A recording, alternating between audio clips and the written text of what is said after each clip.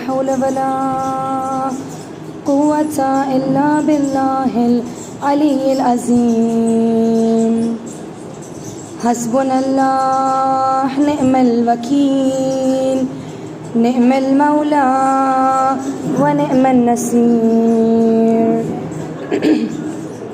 اعوذ باللہ من الشیطان الرجیم بسم اللہ الرحمن الرحیم اللہم کن لولیک الحجۃ ابن الحسن صلواتک علیہ وعلی آبائہ فی هذه الساعة وفي كل ساعة وليا وحافظا وقائدا وناصرا ودليلا وعينا حتى تسكنه أرزك طوعا وتمتعه فيها طويلا.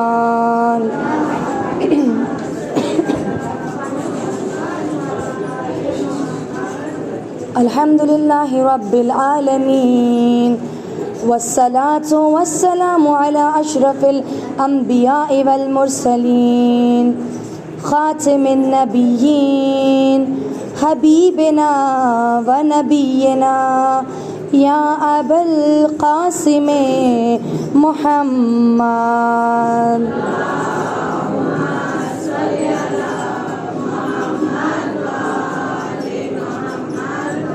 وعلى آل بيته الطيبين الطاهرين المعصومين المظلومين ولعنة الله على أعدائهم أجمعين. قال رب اشرح لي صدري ويسر لي أمري واحلل عقدة من لساني يفقهوا قولي. یا رب الزہراء بحق زہراء اشف صدر زہراء بظہور الحجہ یا رب المؤمنین اشف صدور المؤمنین بظہور الحجہ. اما بعد فقد قال اللہ سبحانہ وتعالی في كتابه الكريم وفرقانه المجيد وقوله الحق. بسم الله الرحمن الرحيم الذين آمنوا وكانوا يتقون لهم البشرى في الحياة الدنيا وفي الآخرة. صلوات محمد وآل محمد.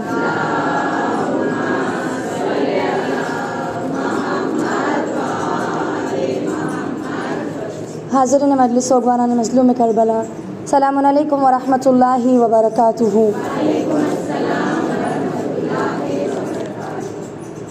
توفیق خدا سے ہم اور آپ جو فرش عزا پر آ رہے ہیں خداوند عالم کا شکر ادا کرتے ہیں کہ بارہا خدا اس فرش پر آ کر ہمیں سعادت مندوں میں شامل کر رہا ہے. سیدھا اپنی گفتگو کی طرف بڑھے کہ جس آیت کو سرنامہ کلام پیش کر دیا گیا ہے، خداوند عالم ارشاد فرما رہا ہے کہ اولیاء خدا وہ ہیں کہ جو ایمان لے آئے اور تقوی اختیار کیا، اور وہی یہ لوگ ہیں کہ دنیا و آخرت میں جن کے لیے بشارت ہے، کامیابی ہے. الحمدللہ اس سلسلے میں ہم رسالت مآب کی اس حدیث کو دیکھ رہے ہیں کہ رسالت مآب نے فرمایا اگر کوئی موت کے لیے تیاری کرنا چاہتا ہے تو اس کے لیے 10 موقع آئیں گے، ہر موقع کے لیے 4 تحفے ہیں. الحمدللہ یہ سفر جاری و ساری ہے. کل ہم نے دیکھا تھا کہ جب میزان برپا ہوگی خداوند عالم نے فرمایا، رسول اللہ نے 4 تحفے ہیں کہ جس کے ذریعے انسان کامیابی تک پہنچ سکتا ہے. آج جس مرحلے کی طرف ہم بڑھ رہے ہیں، عالم دین فرماتے بعد میزان جو مرحلہ انسان کے لیے تیاری کرنا چاہیے وہ ہے پل صراط کا مرحلہ.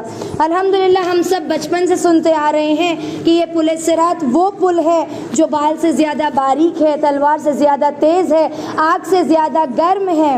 انسان تصور نہیں کر سکتا کہ بال سے بھی باریک کوئی چیز ہو سکتی ہے، تلوار سے زیادہ بھی کوئی چیز تیز ہو سکتی ہے، آگ سے بھی زیادہ گرم کوئی چیز ہو سکتی ہے، لیکن خداوند عالم فرما رہا ہے پل صراط جو ہوگا انسان کو اس پر گزر کر جنت کی طرف، یا اگر اس کے اعمال ہوں گے جہنم کی شعلے اس کے نصیب میں۔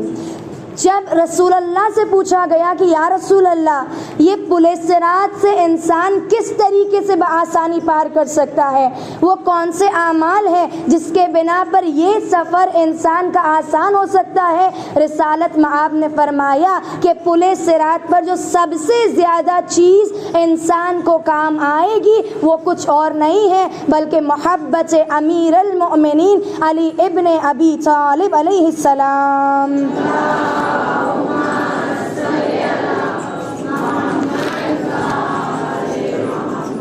فرمایا کہ اگر نمازیں ہیں، روزہ ہے، حج ہے، زکوٰۃ ہے، سب کچھ تمہارے پاس ہے، لیکن اگر ولایت نہیں ہوگی، میں نے عالم دین سے سنا ہے کہ پل صراط پر خود مولا کھڑے ہوں گے، جن کے دل میں محبت ہوگی جنت سے کہیں گے اس کو اپنے اندر لے لے، اور جن کے دل میں محبت نہیں ہوگی، ہم خوش قسمت ہیں عزیزان گرامی کہ نام علی آتا ہے ہمارے دل شاد ہو جاتے ہیں، نام علی آتا ہے ہمارے دل خوش ہو جاتے ہیں۔ یہی وہ محبت ہے جو آخرت کے سفر کو انشاءاللہ بہت آسان کر دیں گے۔ لہٰذا اپنی حدیث کی طرف بڑھے۔ رسالت مآب فرماتے ہیں سب سے پہلا تحفہ جو ہمیں پل صراط کے لیے تیار کرنا ہے، مولا فرماتے ہیں کثرت ذکر اللہ۔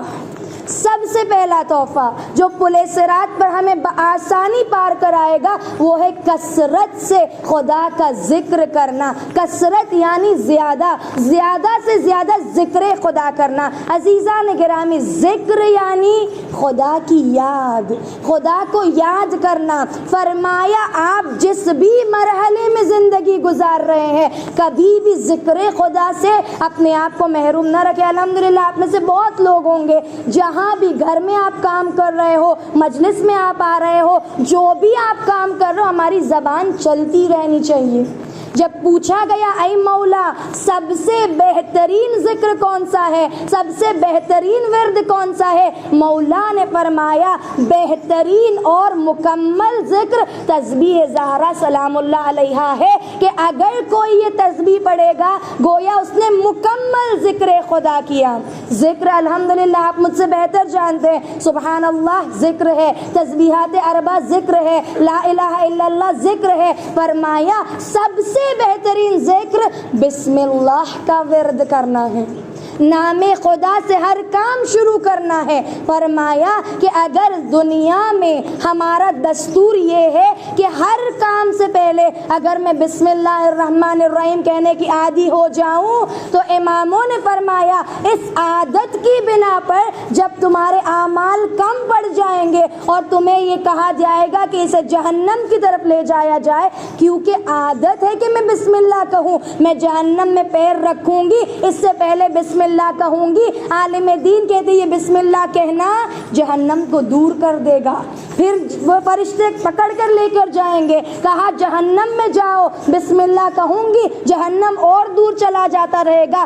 جو فرشتے خدا سے کہیں گے اے خدا تیرا حکم ہے اسے جہنم میں ڈالنا ہے، خدا کہتا ہے جب یہ بسم اللہ الرحمن الرحیم کہہ رہا ہے، مجھے یا رحمان یا رحیم کہہ رہا ہے، میں کس طریقے سے اسے جہنم میں ڈال سکتا ہوں۔ لہٰذا عزیزان گرامی ہم ماؤں کی یہ بہت بڑی ذمہ داری، خصوصاً جو بچوں کو دودھ پلاتی ہے، شیر خوار مادر جو ہے، جب بھی اپنے بچوں کو دودھ پلائے ورد خدا کو اپنے زبان پر جاری رکھے، تاکہ اس ورد کی وجہ سے ہمارے بچے کو جو گوشت خون بن رہا ہے اس میں ذکر خدا کی روانی ہونی چاہیے۔ اور یہاں پر ایک بات کہہ کے میری گفتگو کو آگے بڑھاؤں، عزیزان گرامی خداوند عالم نے جو اولاد جیسی نعمت دی ہے، یہ نعمت خدا مفت میں نہیں دیتا، جب یہ نعمت دیتا ہے روز قیامت سوال کرے گا کہ جب تمہیں اولاد دی گئی تھی تم نے اس کی تربیت کیسے کی، جب تمہیں اولاد دی گئی تھی تمہیں ذمہ داری دی گئی تھی کہ تمہیں اس کی تربیت کرنا ہے، خصوصاً جن کی بیٹیاں ہیں ان پر سب سے بڑی ذمہ داری ہم سمجھیں ہماری بچیاں کب بالغ ہو رہی ہیں، 9 برس کی عمر مکمل ہوئی، بالغ ہو گئی، اب آپ کو مکمل پردہ کرانا ہے، اب آپ کو ساری نمازیں انہیں پڑھانی ہے، ساری شریعت انہیں بتانی ہے، کیونکہ اگر ہمارے بچے بے نمازی ہیں روز قیامت خدا ہمیں بھی سوال کرے گا کہ جب تمہیں یہ ذمہ داری دی گئی تھی تم نے تربیت کیوں نہیں کی۔ لہٰذا سب سے پہلا تحفہ جو پولیس صراط کے لیے ہمیں تیار کرنا ہے وہ ہے کثرت ذکر خدا۔ رسالت مآب فرماتے ہیں وہ دوسرا تحفہ جو انسان کو اس پل کے لیے تیار کرنا ہے، فرمایا احتمال العزا، صبر کرنا۔ کس پر صبر کرنا؟ فرمایا جب تمہارے رشتہ دار یا تمہارے قریبی تمہیں اذیت دیتے ہیں اس بات پر صبر کرنا، پولیس صراط کے لیے تمہارے لیے آسانی ہو جائے گی۔ آج دیکھیں عزیزوں، ہر ایک انسان کا یہی فریاد ہے کہ ہمارے رشتہ دار ہمیں ستاتے ہیں، ہمارے رشتہ دار ہمیں اذیت دیتے ہیں، ہمارے رشتہ دار ہمیں صحیح سے نہیں بلاتے۔ میں کہتی ہوں جب مولا کائنات جیسی شخصیت، فاطمہ نے پوچھا تھا بے شک مصائب کے جملے ہیں لیکن غور و فکر کے لائق، فاطمہ نے کہا تھا نا اے علی میں نے سنا ہے کہ آپ کو لوگ سلام نہیں کرتے، مولا کی مظلومی، مولا نے کہا فاطمہ لوگ سلام تو کیا، جب علی سلام کرتا ہے لوگ علی کو جواب نہیں دیتے۔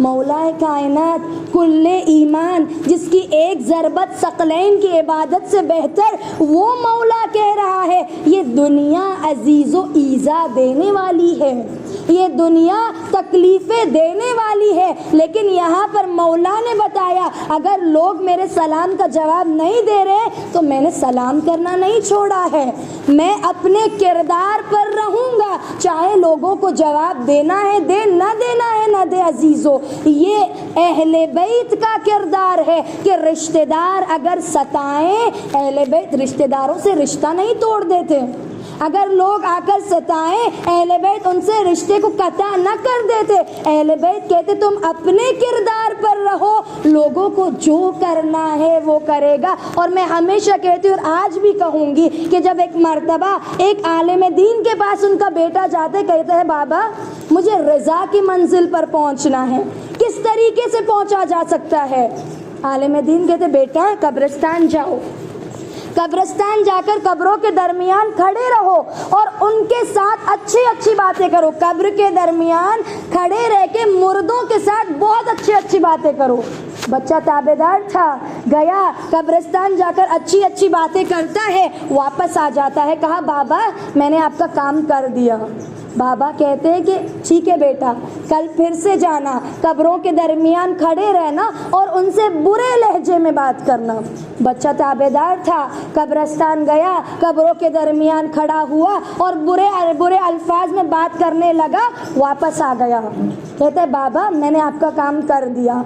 اب عالم دین کہتے بیٹا جب قبر کے درمیان تم کھڑے تھے تم نے اچھی باتیں کی، تم نے بری باتیں کی، کیا قبر میں سے کسی کی کوئی آواز آئی؟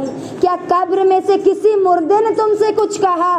وہ کہتے بابا کسی نے نہ کہا، جب میں نے اچھا کہا تو بھی نہ کہا، جب برا کہا تو بھی نہ کہا۔ عالم دین کہتے ہیں اگر رضا کی منزل پر پہنچنا ہے قبر کے مردوں کی طرح بن جاؤ، آنے والا تمہاری تعریف کرے تو بھی کچھ نہ کہو، آنے والا تمہاری برائی کرے تو بھی کچھ نہ کہو۔ اگر تم فقط خدا پر اپنا سب کچھ چھوڑ دو گے آنے والا تعریف کرے گا تمہیں کچھ لینا دینا نہیں، آنے والا برائی کرے گا تمہیں اس سے کچھ واسطہ نہیں، واسطہ اگر ہے تو خدا کی رضا ہے۔ لہٰذا عزیزو دوسرا تحفہ جو ہمیں پل کے لیے تیار کرنا ہے وہ صبر کرنا کہ جب رشتہ دار ہمیں ستائیں۔ تیسرا تحفہ فرمایا وہ تیسرا تحفہ جو تمہیں پلِ صراط سے بآسانی پار کرائے گا وہ ہے اخلاص العمل، عمل میں خلوص کا ہونا، عمل میں اخلاص کا ہونا۔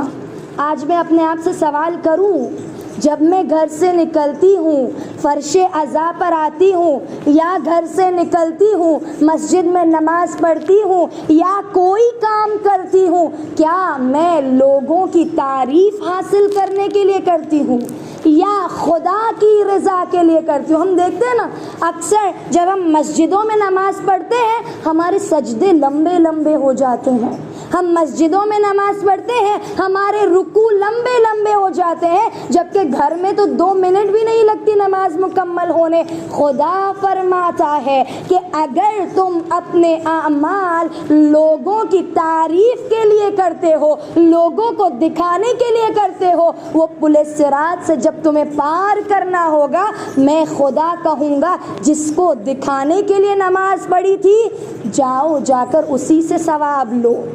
بتائیں امیر المؤمنین جس قیامت کے لیے کہتے اے خدا اس قیامت سے پناہ مانگتا ہوں، نہ بچہ باپ کا ہوگا، نہ بھائی بہن کا ہوگا، نہ شوہر زوجہ کی ہوگی، اس لمحے کیا ہم نے جس کے لیے عمل کیا تھا وہ ہمیں کچھ تحفہ دے گا؟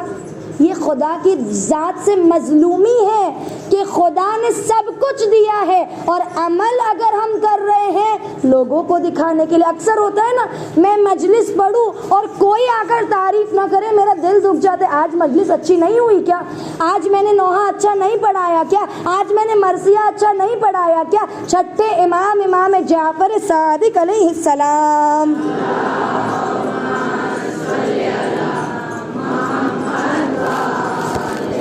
مولا فرماتے ہیں کہ اگر تم دیکھنا چاہتے ہو تمہارے عمل میں اخلاص ہے یا نہیں تو عمل کرنے کے بعد اگر تمہارے دل میں یہ آئے کہ کوئی میری آ کر تعریف کرے تو سمجھ جانا وہ عمل خدا کے لیے نہیں تھا۔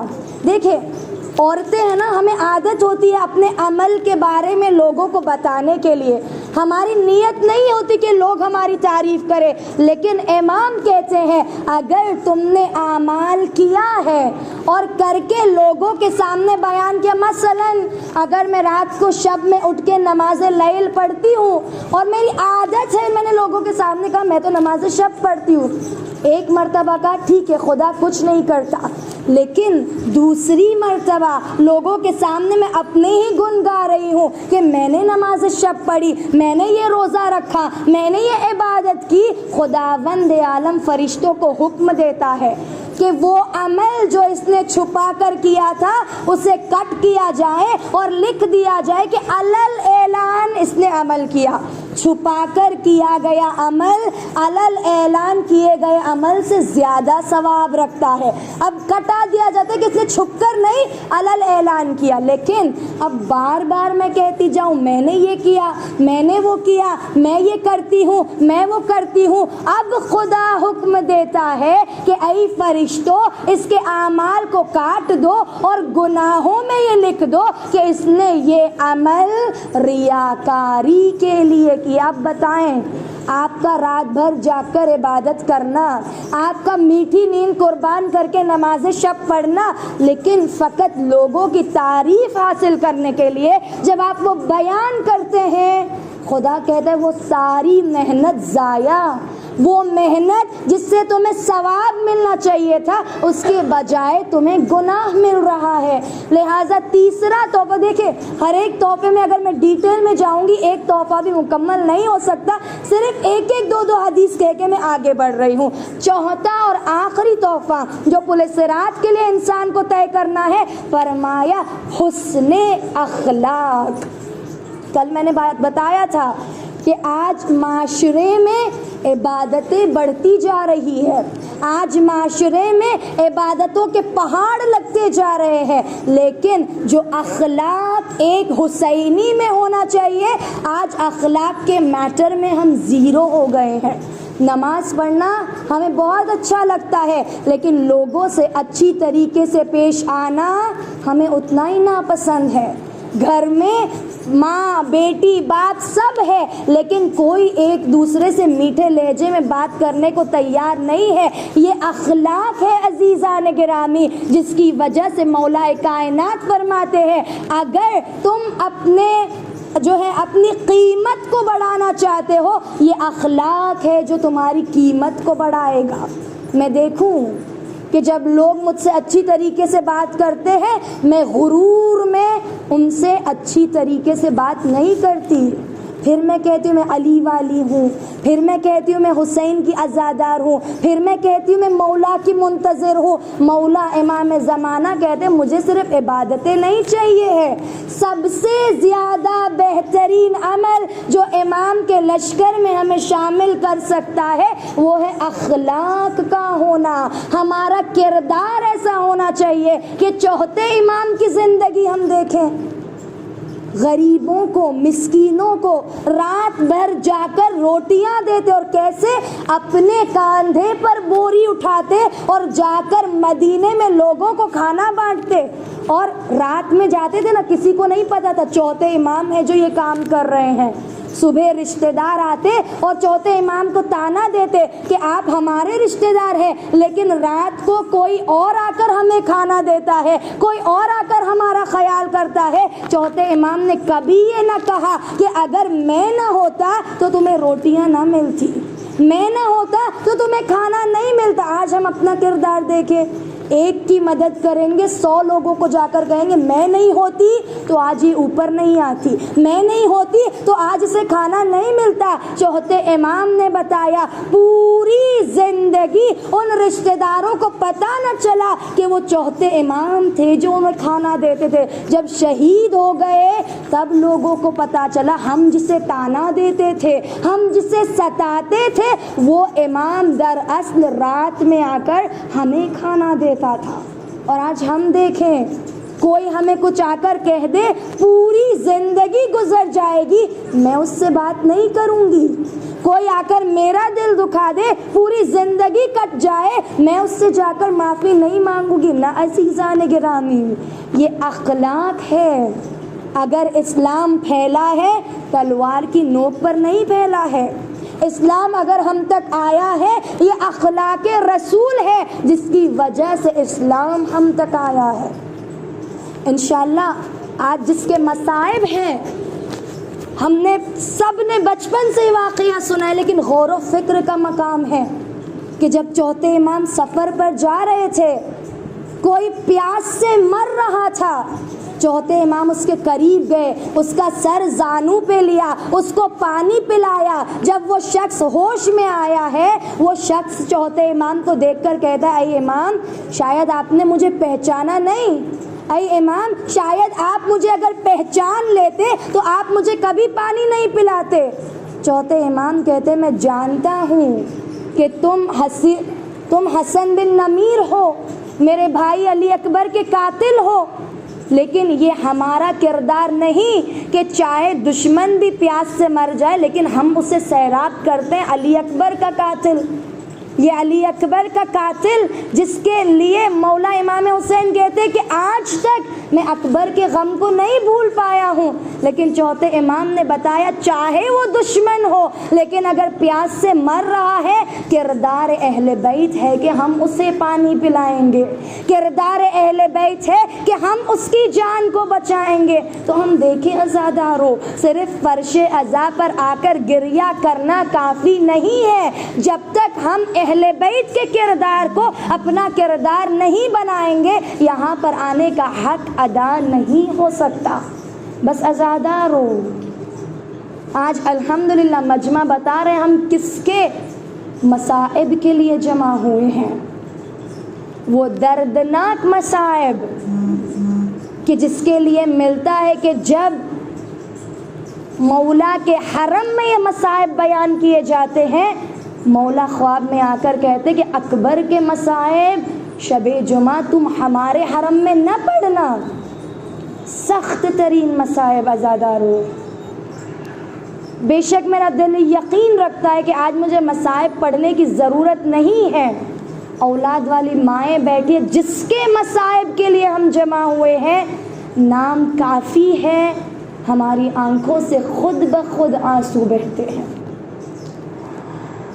بس عزادارو، آج حسین کو ان کے لال کا پرسہ پیش کرنا ہے،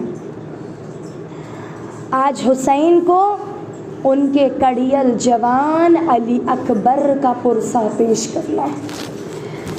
میں نہیں جانتی کہ ہم کس طریقے سے مصائب سنیں گے، میں نہیں جانتی کہ میں کس طریقے سے مصائب بیان کروں گی، لیکن ہاں اتنا کہہ سکتی ہوں کہ آج جنت کا وہ سردار حسین بھی فرش پر آ گیا ہوگا کہ میرے اکبر کا پرسہ، میرے اکبر کے مصائب ہے۔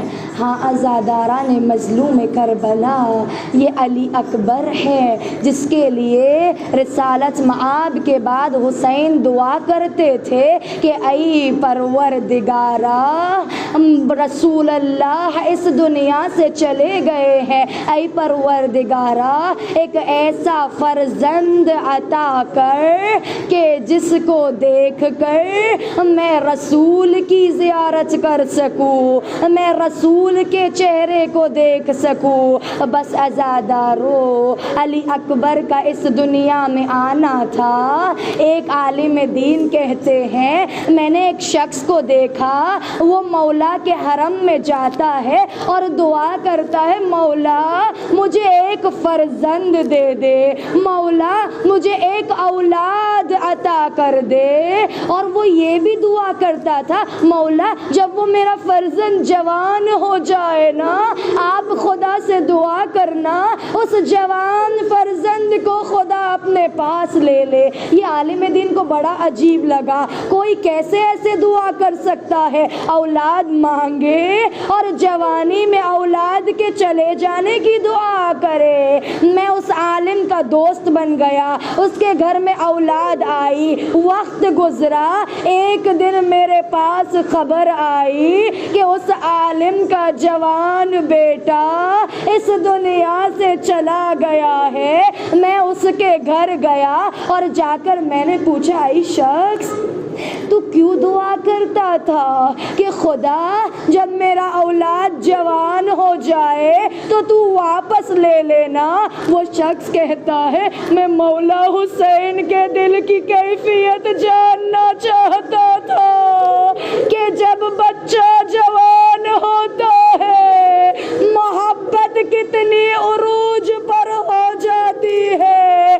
اجرکم الزہرا عزادارو، اپنے جوان کی سلامتی آج حسین سے مانگ لیجئے گا۔ ہاں عزادارو، جب انصار و اقربا سب میدان میں سو گئے، اکبر آتے ہیں اے بابا مرنے کی اجازت دے دو۔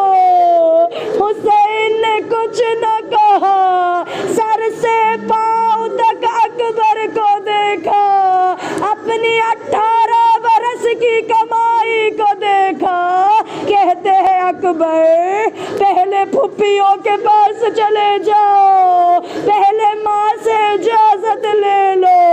اکبر خیمے میں آئے، اے پھپھی اماں مرنے کی اجازت دے دو۔ زینب نے کہا ہوگا اے اکبر 18 برس کیا اسی لیے پالا تھا کہ تم میدان میں جا کر اپنا خون بہا دو۔ ماں نے پیشانی کا بوسہ لیا، اے اکبر خدا حافظ۔ حمید ابن مسلم کہتا ہے اکبر خیمے سے ایسے نکلے جیسے بھرے گھر سے ویسے بھرے گھر سے جنازہ نکلتا ہے۔ اکبر کبھی باہر نکلتے، کبھی خیمے کا پردہ اٹھتا، کبھی گر جاتا، لو اکبر رن میں چلے۔ حسین نے اپنے ہاتھوں سے اکبر کو سجایا، سر پر امامہ پہنایا، دلدل پر سوار کیا، اکبر آگے آگے چلتے ہیں، حسین پیچھے پیچھے جاتے ہیں۔ اکبر مڑے، کہا بابا آپ نے تو ودا کر دیا تھا۔ حسین کہتے ہیں اے اکبر کاش تیری میرے جیسی کوئی اولاد ہوتی۔ جا اکبر خدا حافظ۔ اکبر رن میں گئے، میں پوری شہادت نہ پیش کروں، اکبر ایک مرتبہ لوٹے، کہا بابا بابا یہ پیاس مارے ڈالتی ہے بابا، اگر ایک قطرہ پانی مل جائے، اے بابا میں بھی بتا دوں میں علی کا پوتا ہوں۔ ہائے اللہ اللہ، ساقی کوثر کا پوتا، باپ سے پانی مانگے اور باپ پانی نہ دے سکے۔ اکبر کو کہا اے اکبر اب نانا رسول تمہیں سیراب کریں گے، لو عزادارو۔ جوان واپس میدان میں گیا، اب دشمنوں نے گھیرے میں لے لیا، کہیں سے تلواریں چلی، کہیں سے نیزے چلے، ایک نیزہ ایسا آیا پیچھے سے لگا سینے سے باہر، لیکن نیزے کی آنی سینے میں ٹوٹ گئی۔ اکبر میدان میں گرے، آواز دی اے بابا آخری سلام۔ عزادارو حسین جب بھی میدان میں آتے نا تیزی کے ساتھ آتے، کھلکھلاتے ہوئے آتے۔ اکبر کی آواز سنی، حسین چند قدم چلتے پھر گر جاتے۔ اے اکبر تیرے جانے سے بینائی چلی گئی بیٹا۔ اپنے آپ کو اکبر کے پاس پہنچایا، ضعیف باپ ہے، جوان ایڑیاں رگڑ رہا ہے۔ حسین کہتے ہیں اے اکبر چل ماں کو تیرا آخری دیدار کرا دوں۔ اے اکبر پھپھی کو آخری مرتبہ تیرا چہرہ دکھا دوں۔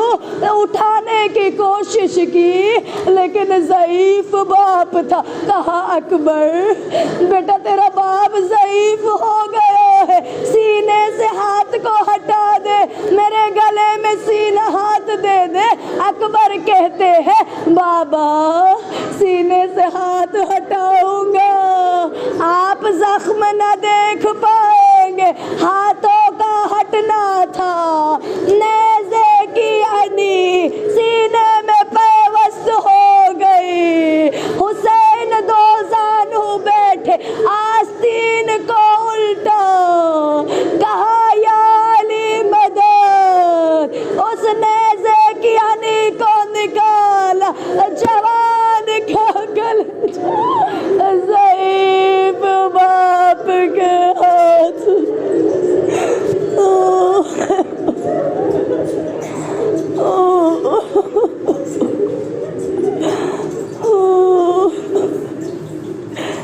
حمید ابن مسلم کہتا ہے میں نے حسین کو کسی شہید کے لاش پر روتے ہوئے نہیں دیکھا، لیکن جب جوان کی روح نکلی حسین نے اپنے چہرے کو علی اکبر کے زخمی چہرے پر رکھا۔ علی اکبر